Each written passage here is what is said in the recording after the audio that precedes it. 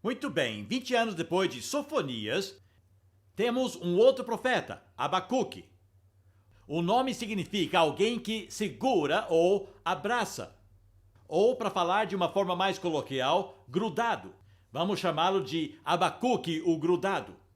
Um homem grudado em Deus que ousou discutir com Deus, que insistia em receber respostas de Deus, mas não gostou das respostas que recebeu. Agora estamos lidando com questões básicas muito importantes de novo, a contradição entre fatos e fé. Às vezes o que nós cremos não parece ser a verdade, porque os fatos parecem estar contra nós. E especialmente, mais uma vez, se Deus é bom e todo-poderoso, por que os inocentes sofrem tanto e os culpados nunca sofrem? Por que Deus não age mais rapidamente? Por que Ele não faz alguma coisa a respeito da bagunça em que o mundo está? E muitas pessoas lutam com essas questões, mas ou lutam com essas questões sozinhas, remoendo-as constantemente na cabeça, ou lutam com outras pessoas e ficam discutindo com outras pessoas sobre elas. Mas a melhor coisa a se fazer é discutir isso com Deus e ficar grudado nele até receber uma resposta. E foi isso que Abacuque fez. Então, a sua ousadia e a sua honestidade aparecem muito nessa pequena profecia, sabe? Eu sinto muita simpatia pelo Abacuque nessas suas discussões com Deus. Agora, esse profeta pequeno, ao contrário de Sofonias, é cheio de passagens citáveis. No caso de Sofonias, acho que poucos se lembram de um versículo, além da passagem, alegrar-se-á sobre ti com cânticos. Mas no caso de Abacuque é bem diferente. Por exemplo, tenho certeza que já ouviu pessoas orarem. Ó Senhor, teus olhos são puros demais para observar a iniquidade. Já ouviram essa frase? Vem do livro de Abacuque. Mas na verdade não foi Deus quem disse isso. Foi Abacuque quem disse isso. E talvez estivesse errado, como veremos. Depois com Assurbanipal, conquistaram Sebe e o norte do Egito. Então a essa altura era um império bem poderoso. E depois vieram dois pequenos profetas. Não falaremos sobre Sofonias, mas eu vou ler o que ele disse sobre Nínive. Sofonias disse o seguinte. Ele disse... Deus destruirá a Assíria, deixando a sua capital Nínive totalmente em ruínas, tão seca como o deserto. A cidade, outrora orgulhosa, se tornará pasto de rebanhos e uma habitação para todo tipo de animais selvagens. Até a coruja do deserto e o mocho se empoleirarão entre as ruínas de seus palácios. Seus gritos ecoarão pelas janelas. Haverá entulho em todas as suas entradas. E todas as suas vigas de cedro ficarão expostas ao vento e à chuva. Foi o que Sofonias disse, entre outras coisas. Mas o homem que foi lá e disse que finalmente seriam totalmente aniquilados foi, na verdade, Naum. E embora Sofonias profetizou aqui, Naum, como Jonas, foi até Nínive e disse lá, dando-lhes o seu aviso final. Agora, a grande diferença entre Jonas e Naum, claro, é que Deus, dessa vez, não lhes perdoou. Agora, é bem interessante que os dois descrevem Deus como tardio em se irar. Mas a diferença é que no caso de Naum, o tempo se esgotara. Uma vez despertada, a ira de Deus não pode ser evitada. Quando chega ao ponto de ebulição total, isso é conhecido na Bíblia o dia de sua ira. E não há nada que aplaca sua ira. Enquanto a sua ira está apenas borbulhando, dá para ser aplacada. Mas depois que entra em ebulição, não dá para ser aplacada. E para nações específicas e indivíduos específicos já transbordou em várias épocas. E para o mundo todo há um dia de ira que está chegando. Quando as pessoas preferirão ser engolidos por um terremoto do que ver a ira no rosto de Deus e seu Filho Jesus. Como diz em Apocalipse 6. Então aqui Deus está cheio de ira, sua ira entrou em ebulição. E embora o rei até tenta, o rei de Nínive tentou orar e jejuar de novo, tentando imitar o que aconteceu com Jonas. Só que dessa vez não funcionou. E Deus não quis aceitar. Sabe, porque chega uma hora em que é tarde demais para voltar atrás. O último versículo de Naum diz, não há cura para a sua chaga. E a sua ferida é mortal. E é engraçado que isso é descrito como boas novas, mas não para a nação da Síria, e sim para Israel. Sabe, porque Naum nasceu quando as 10 tribos estavam ocupadas. Ele nasceu em território ocupado, nasceu sob o domínio dos assírios, lá na Terra Santa. Dá para imaginar? Ele nasceu e foi criado sob os assírios. Então a sua profetia sobre a queda dos assírios são boas novas. E há essa frase maravilhosa, quão formosos são os pés daqueles que trazem boas novas por cima das montanhas. Agora, pés não são muito bonitos. Você gosta de tirar fotos de seus pés? Já é ruim fotografar o rosto, mas os pés, não. Só há uma situação em que os pés são formosos. São pés que correram, trazendo boas novas. Você beijaria os pés de uma pessoa que trouxesse novas que a sua terra que foi ocupada por inimigos cruéis a sua vida inteira, logo estaria livre. Você teria a mesma reação que a Europa Oriental teve alguns anos atrás. Então eram novas muito boas. Na verdade, Naum diz, todos que ouvirem as notícias sobre você baterão as suas palmas por causa de sua queda. Pois quem nunca sofreu com sua crueldade sem fim? É uma profecia muito vívida. Bom, há uma pergunta que precisamos fazer. Deus controla a história assim como a natureza? Sabe, porque em Jonas nós perguntamos, Deus controla a natureza? E em Naum nós perguntamos, Deus controla a história? E a Bíblia diz, porque é teística, este é o seu ponto de vista, a Bíblia diz, é Deus quem desenha os mapas da história. O apóstolo Paulo, lá em Atenas, disse aos gregos, Deus atribui a uma nação o seu espaço no tempo e no espaço. Então é Deus que permite que uma nação se levante e que se torne um império, e é o próprio Deus que a derruba. Creio que foi Deus que trouxe o Império Britânico ao fim. O império sobre o qual o sol nunca se punha. Quando nós lavamos as mãos do povo judaico em 1947 e dissemos, não queremos mais nada com os judeus, Deus disse, então não vão cuidar de mais ninguém. E dentro de 5 anos o império se fora. Este é meu entendimento da história. Deus não apenas controla a natureza, ele também controla a história. E é ele que levanta os príncipes e os derruba.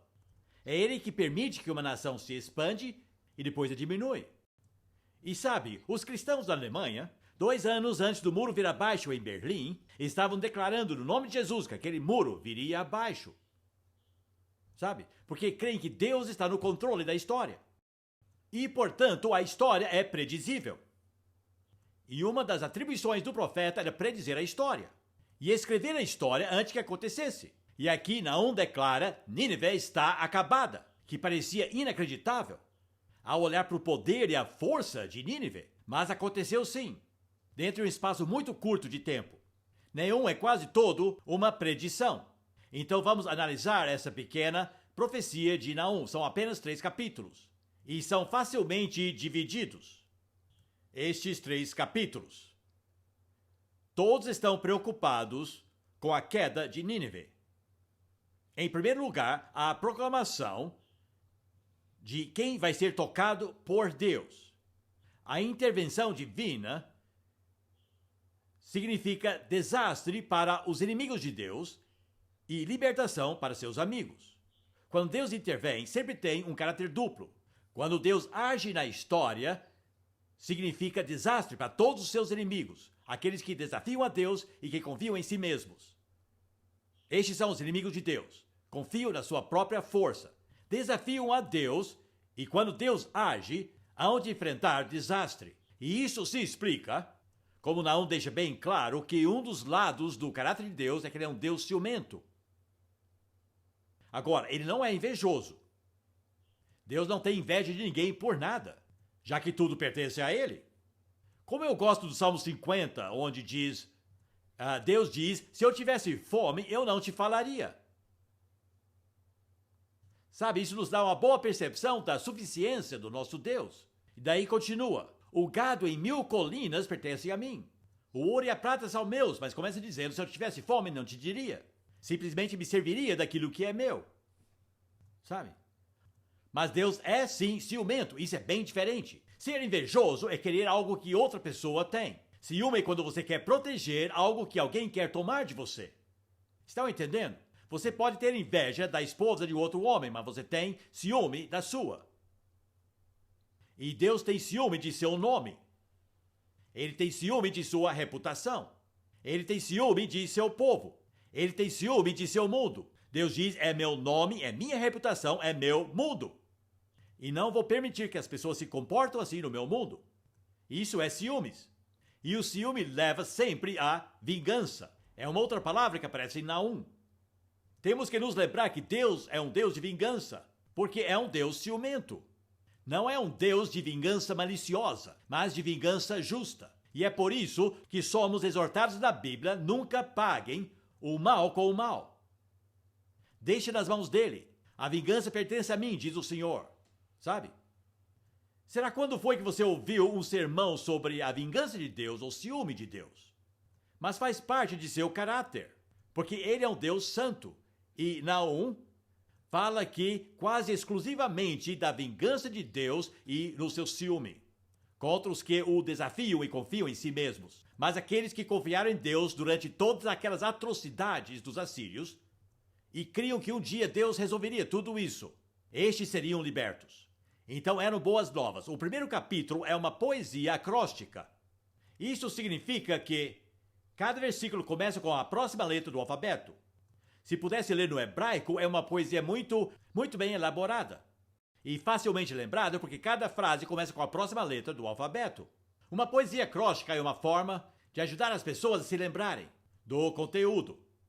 Claro que ele não fez isso para ajudar os ninivitas, mas foi para que o seu povo de Israel pudesse lembrar-se de tudo. Eram boas novas para eles. Guarde isso no seu coração. Lembre-se de tudo. Repita para si mesmo e conte para os seus filhos. Nínive está acabada, porque Deus tem zelo de seu nome. Isso é o capítulo 1. E ele intercala no capítulo 1 uma frase para Nínive e uma frase para Israel. Destruição para Nínive, boas novas para Israel. Destruição para Nínive, boas novas para Israel. Uma forma literária bem elaborada. Esses profetas sabiam trabalhar com palavras, pela inspiração do Espírito Santo de uma forma memorável. Depois temos o capítulo número 2.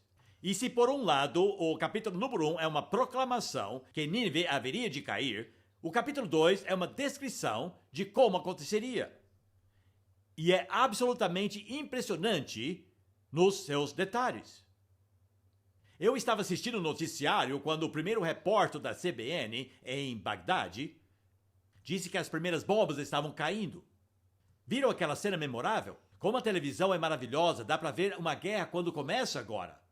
Incrível, foi a primeira vez que isso aconteceu. Milhões ao redor do mundo chegaram a ver o início das hostilidades. Mas Naum viu a guerra começar antes de acontecer. E descreve tudo como um repórter de televisão, como se estivesse desenrolando perante ele.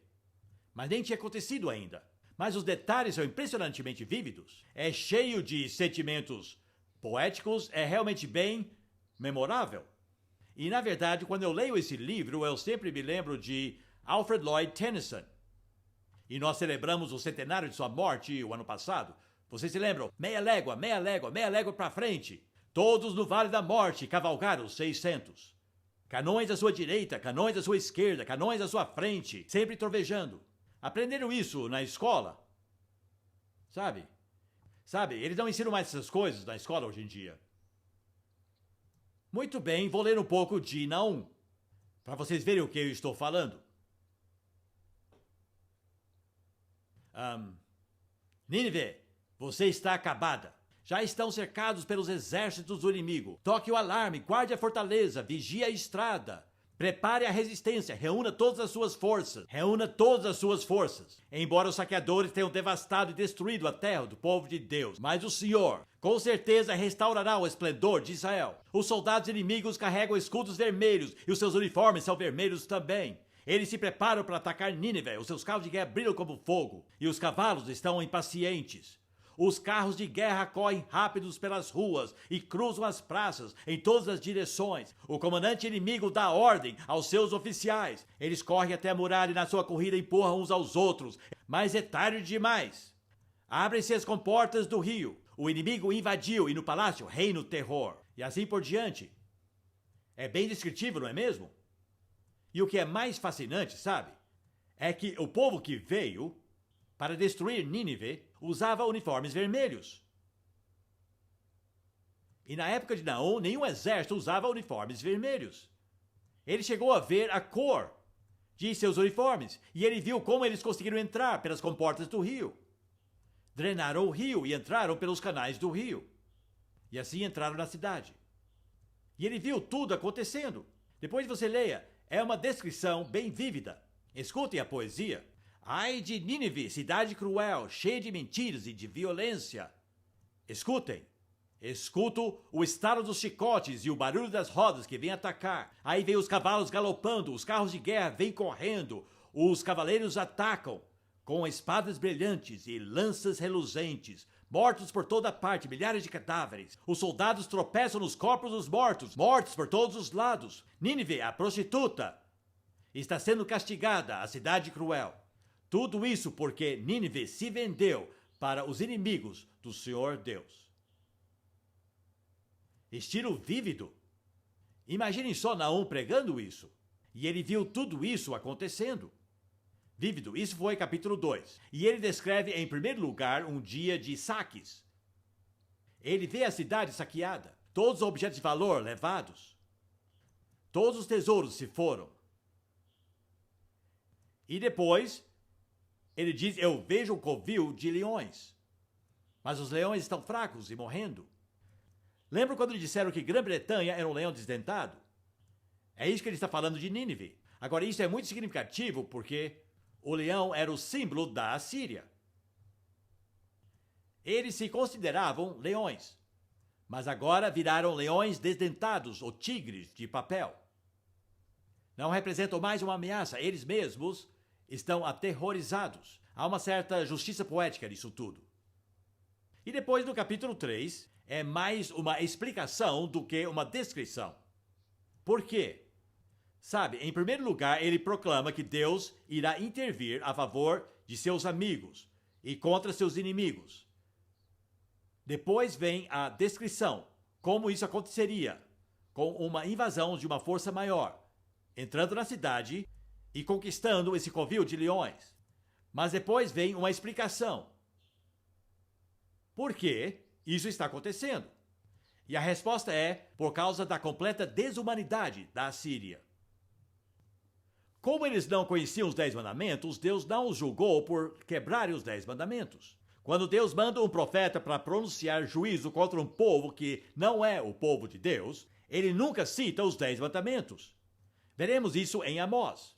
Eles são condenados pela desumanidade. Porque todo ser humano sabe que devemos ser gentis e não cruéis. Quem nunca ouviu dos 10 mandamentos sabe que é errado ser desumano e cruel. E torturar as pessoas. Todos sabem disso. Portanto, Deus julga as pessoas pelo que eles sabem. É o princípio que percorre todas as Escrituras. Uma pessoa que não conhece os 10 mandamentos não será julgada por quebrar os 10 mandamentos.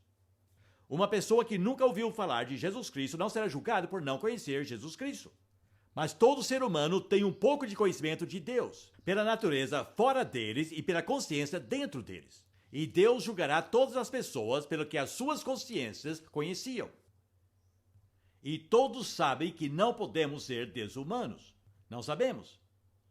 O documento das Nações Unidas, o 144, a Declaração dos Direitos Humanos.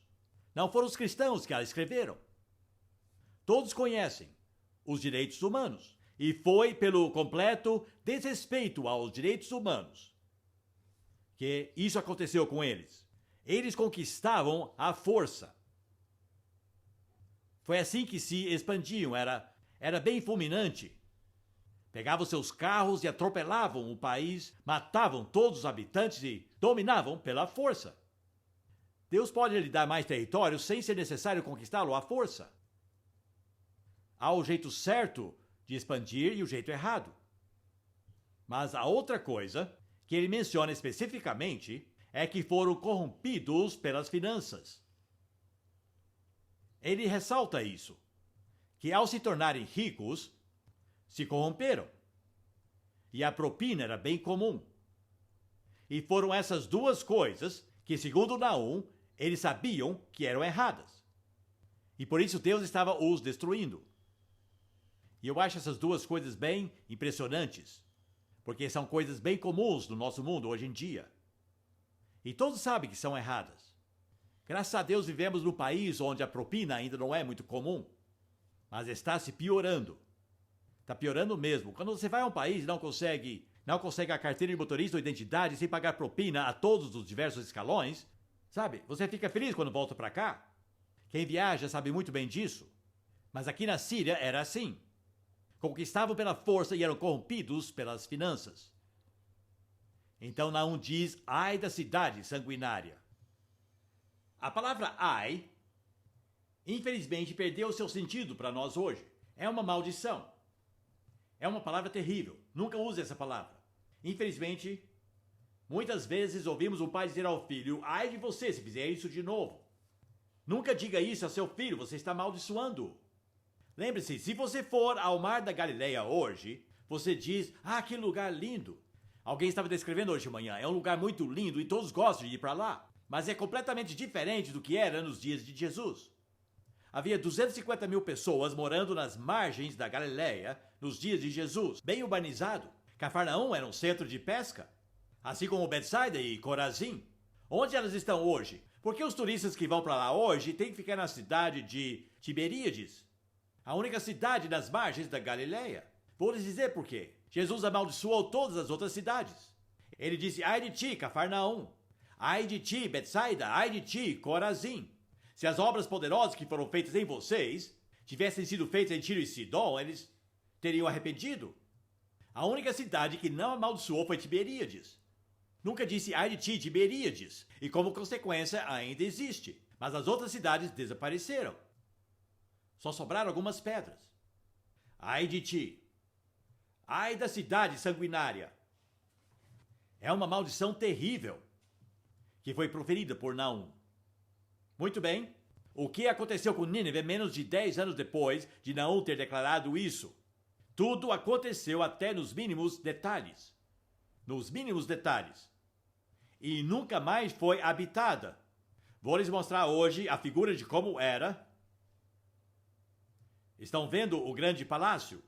Era bem imponente. Mas hoje só há corujas e todos os animais selvagens mencionados por Sofonias. Só há um monte de entulho hoje em dia. Nínive desapareceu e nunca mais foi habitada. Ficou perdida por séculos.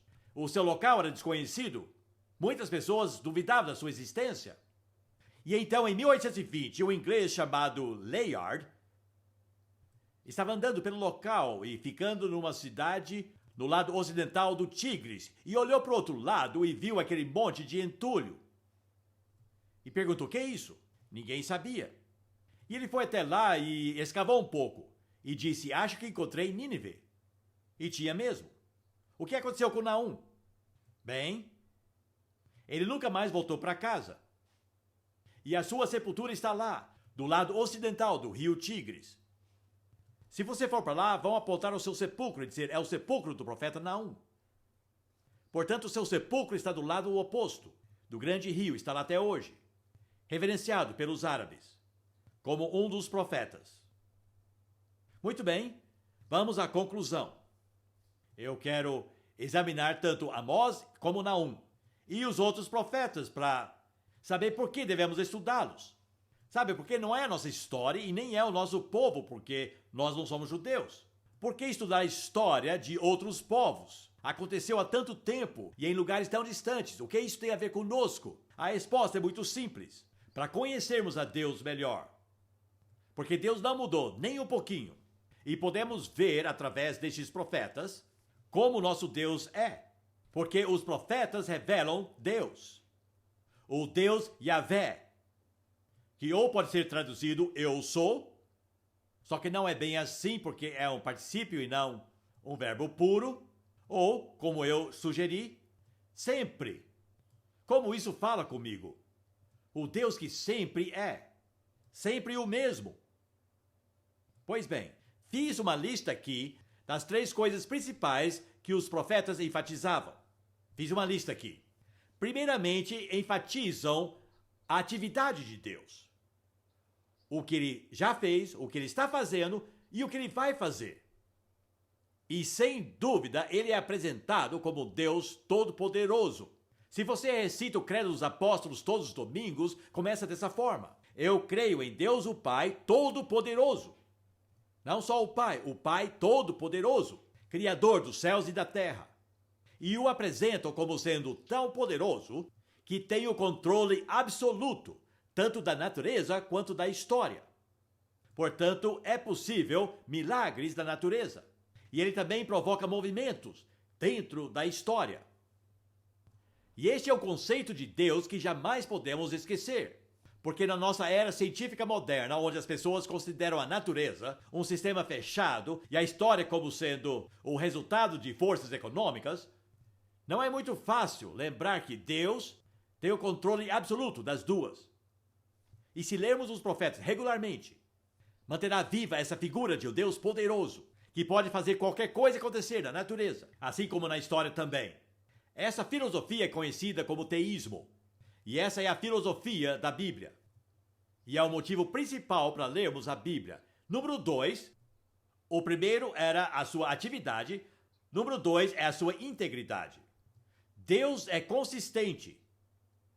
Deus é sempre o mesmo. O seu caráter nunca muda. E Deus é uma combinação singular de justiça e misericórdia. E se você enfatizar uma dessas coisas mais do que a outra, a sua visão de Deus será desequilibrada. Se você só pensa da justiça de Deus, a sua visão de Deus é muito dura. Mas se você só pensa da misericórdia, a sua visão é muito mole. Ou você terá temor sem amor, ou você terá amor sem temor. E precisamos das duas. E os profetas são maravilhosamente equilibrados. Nas próximas palestras veremos Amós e Oséias. Bom, um dos profetas que mais enfatizou a justiça de Deus é Amós. E o profeta que enfatizou a sua misericórdia foi Oséias. E Deus enviou os dois homens ao mesmo lugar, na mesma época, com duas mensagens diferentes, para manter o equilíbrio. A justiça quer dizer que ele precisa castigar o pecado. E a misericórdia significa que ele anseia em perdoar o pecado. Estão vendo a tensão ali? Deus deve sentir essa tensão, que só foi resolvida na cruz. Porque a justiça e a misericórdia só se encontram na cruz. É neste lugar que os pecados são punidos e perdoados, simultaneamente. Só que Jesus recebeu o castigo e nós recebemos o perdão. Estão vendo? Mas essa é a integridade do caráter de Deus. E, portanto, você pode predizer como ele se comportará. Exercerá misericórdia por quanto tempo ele puder.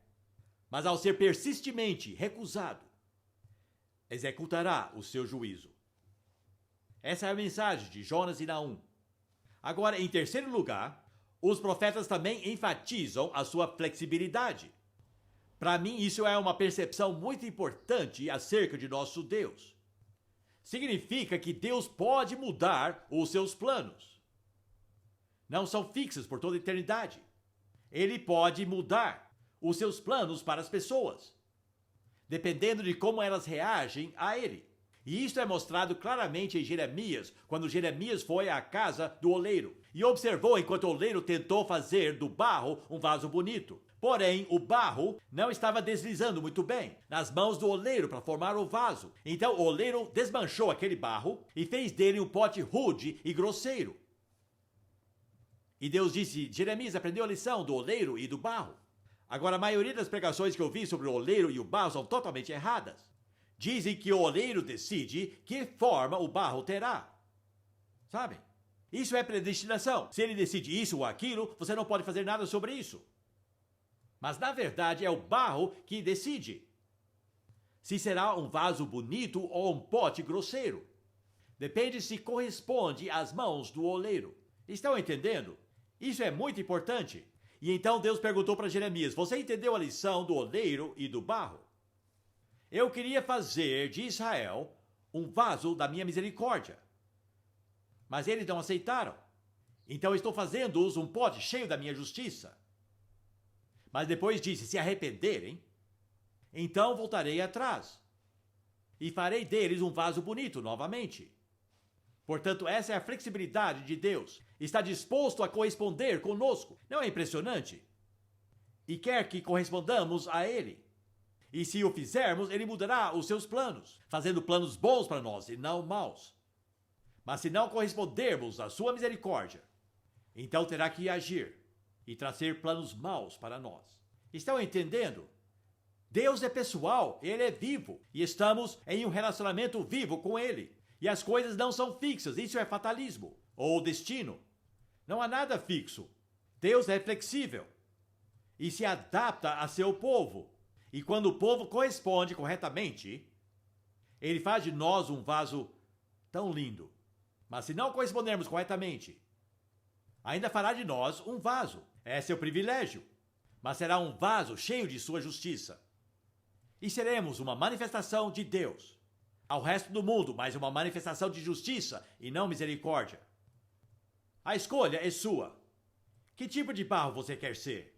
Quer manifestar a sua justiça ou a sua misericórdia ao mundo? Vai manifestar um ou outro. E não é Deus que decreta qual você será. É você quem decide. Qual será a sua resposta? Estão entendendo?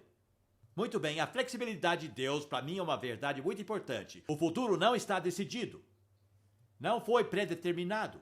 Está em aberto, porque é pessoal. Uma coisa que Deus não pode mudar, nem o próprio Deus pode mudar o passado. Mas consegue mudar o futuro. E mudará. Então este é um conceito de Deus que muitos cristãos ainda não entendem. Deus é flexível. O seu caráter é imutável e a sua integridade é imutável. Mas os seus planos para nós podem mudar. Porque é um Deus pessoal e vivo, que quer uma resposta da nossa parte. E Ele responderá a nossa resposta. A Bíblia até diz que Deus se arrepende. Quando nós arrependemos, isso significa apenas mudar de mente. Então, quando nós mudamos a nossa mente, Deus muda a dele. Não é um pensamento lindo? Mas o seu caráter jamais muda, que é um pensamento ainda mais lindo. Você sempre pode confiar nele. Então é por isso que eu encorajo as pessoas a lerem os profetas. Conseguem conhecer a Deus melhor, aprendendo que é um Deus poderoso, que pode mudar a natureza ou a história. É um Deus previsível porque age de acordo com a integridade de seu caráter. Portanto, é possível saber como ele agirá. Mas também ele é um Deus pessoal, que quer um relacionamento vivo conosco, para que ele possa corresponder conosco e nós com ele. Esse é o Deus que adoramos. Louvado seja o seu nome.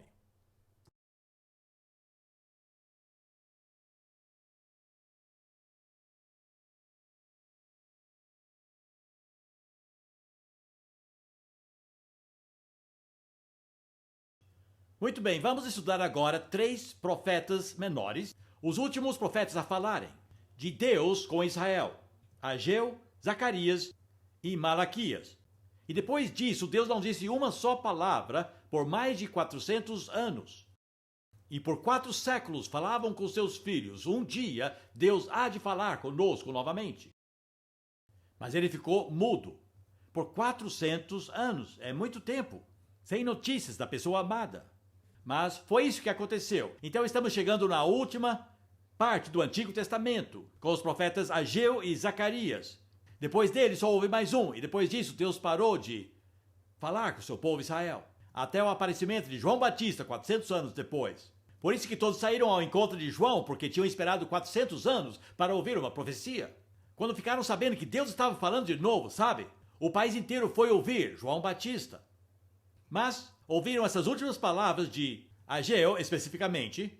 Agora, esses livros são muito curtos, porque esses profetas falaram durante um período muito curto. Ageu só profetizou por 3 meses. Depois ele parou. Zacarias profetizou um pouco mais, por 2 anos. E, na verdade, eram contemporâneos. Zacarias começou antes que Ageu terminasse. Mas nenhum deles falou muita coisa. Mas o que disseram foi importante. Isaías e Jeremias tinham profetizado por 40 ou 50 anos, mas esses falaram por poucos meses. São chamados pós-exílicos, porque eles vieram depois do exílio, depois que o povo voltou para a pátria. E este é o contexto tanto de Ageu quanto de Zacarias. Antes do exílio, os profetas traziam muitos avisos sobre desastres que estavam vindo.